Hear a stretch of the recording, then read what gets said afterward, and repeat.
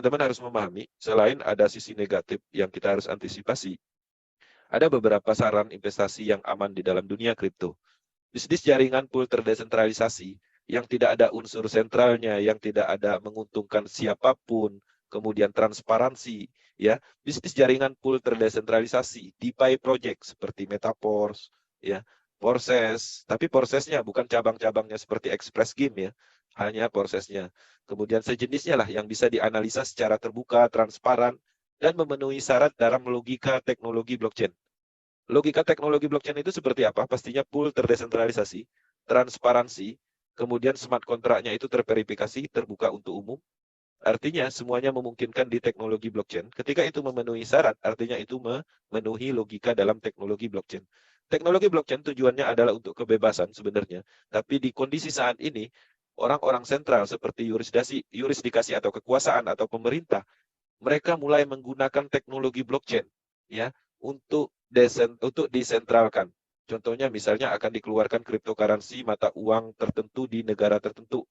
Tapi pembuatan dari program pertamanya mereka desain untuk mengontrolnya. Misalnya ada lalu lintas transaksi besar di dalam proyek tersebut sehingga ada kemungkinan pencucian uang menurut mereka, mereka tinggal klik menu ban-nya, maka akun tersebut akan di-ban. Artinya, proyek-proyek cryptocurrency ke depannya juga akan digunakan oleh pemerintahan misalnya yang tujuannya akan lebih buruk lagi untuk mengendalikan sistem keuangan di negara tertentu. Nah, jadi ini berlawanan dengan prinsip desentralisasi yang diharapkan Satoshi Nakamoto, yaitu adalah kebebasan dalam transaksi keuangan dunia seperti itu. Kemudian yang kedua, berinvestasi dalam dunia kripto. Nah, di dalam dunia cryptocurrency tadi saya sudah menyatakan bahwa ketika teman-teman tertarik untuk menyimpan aset cryptocurrency, jangan pernah melupakan Bitcoin dan Ethereum. Oke, cryptocurrency yang lain itu bisa karena potensinya cukup tinggi dalam hal potensial keuntungannya dan harapannya teman-teman bisa mengikuti 20 besar market cap-nya. Untuk apa? Untuk mengurangi penurunan aset atau memperkecil resiko lah seperti itu. Jangan pula nanti tertarik dengan investasi dunia kripto, koin-koin micin yang dibeli, yang baru dikeluarkan, yang katanya untuk proyek marketplace dunia segala macam, itu yang dibeli. Kemudian cryptocurrency hybrid yang katanya ada cadangan emasnya misalnya, itu yang dibeli. Bukan itu. Kalau ingin bermain cryptocurrency investasi untuk menyimpan aset jangka panjang. Ya, Bitcoin, Ethereum, dan pastikan di 20 besar. Kalaupun seandainya kondisi terburuknya Bitcoin turun, artinya orang-orang yang lain membeli cryptocurrency altcoin itu juga akan mengalami kerugian yang lebih besar. Kalau Bitcoin turun, pasti altcoin akan turun. Bahkan persentase penurunannya itu jauh lebih turun dari Bitcoin. Karena Bitcoin adalah kiblatnya cryptocurrency. Oke. Yang ketiga, teman-teman mungkin tertarik dalam hal investasi ya seperti staking ya, farming, kemudian lending program untuk mendapatkan reward seperti itu. Kemana platformnya?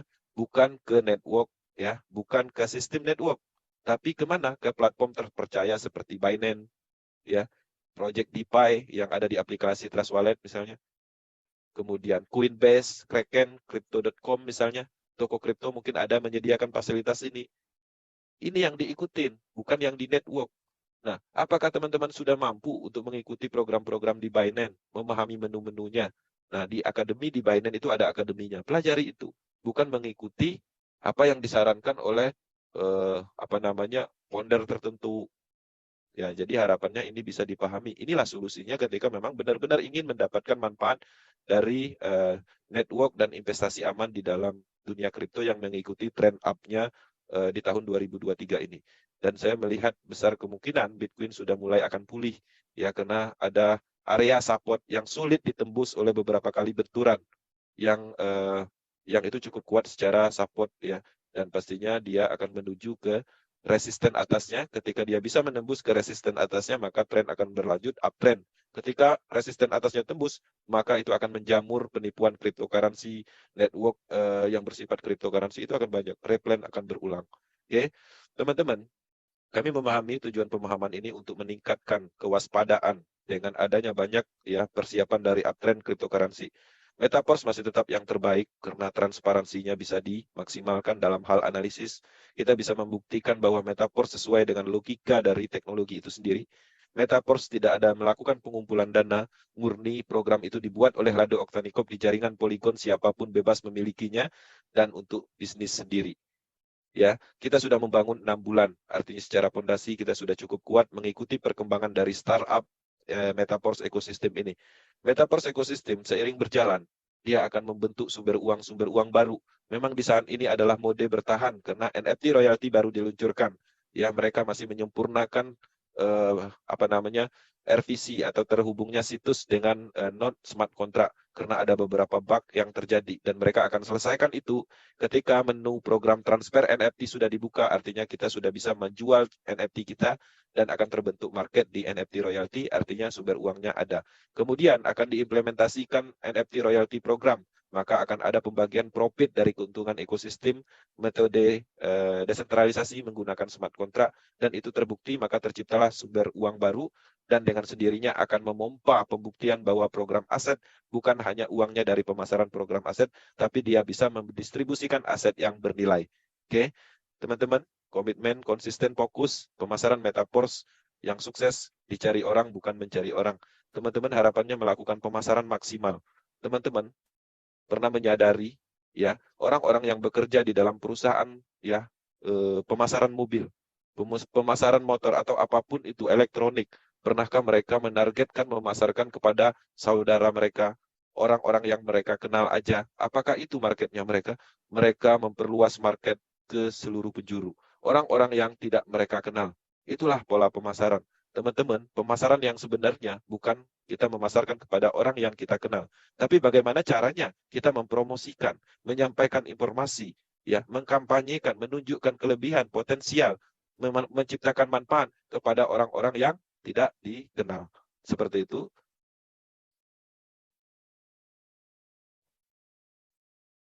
Oke, itu adalah bagian dari Akademi Power Team malam ini. Harapannya ini bisa membantu meningkatkan pemahaman. Kami sangat berharap teman-teman yang ada di Power Team bisa memegang kendali penuh untuk bisnis yang sedang kita kerjakan. Teman-teman, selama ini Metaverse cukup baik. Yang tidak baiknya karena kita tidak menguasai sepenuhnya proyek ini. Ketika teman-teman menguasai proyek Metaverse, teman-teman mengendalikan bisnis ini. Bisnis ini cukup sempurna dibandingkan proyek network pada umumnya. Proyek ini bisa dibilang tidak menemukan titik kelemahan, tidak menemukan titik penyebab scam atau penipuan, tidak ditemukan titik berhenti atau bubble sistem atau beban sistem. Bahkan di sini tidak menciptakan beban moral, bahkan ketika teman-teman menjalankan bisnis ini dari hati, ya dengan keikhlasan, maka teman-teman sebenarnya menumbuhkan manfaat untuk orang lain untuk penciptaan peluang, menumbuhkan manfaat untuk Indonesia sebagai penciptaan peluang bisnis, menumbuhkan manfaat untuk Indonesia sebagai peningkatan dari pendapatan negara dari pajak PPh-nya yang terjadi ditransaksikan di toko kripto. Jadi harapannya ini bisa dipahami, semoga bisa membantu. Kami menyiapkan akademi recordnya di Power Team YouTube channel, ada YouTube, ada Telegram group tim leader di seluruh Indonesia, dan kami aktif di WhatsApp group sebagai menyampaikan informasi dan strategi motivasi dan hal-hal lain. Terima kasih atas perhatiannya, semoga ini bermanfaat dan mohon maaf jika ada salah penyampaian. Saya akan kembalikan ke moderator untuk sesi pentingnya tanya jawab dan saya kembalikan ke Bang Aris. Terima kasih.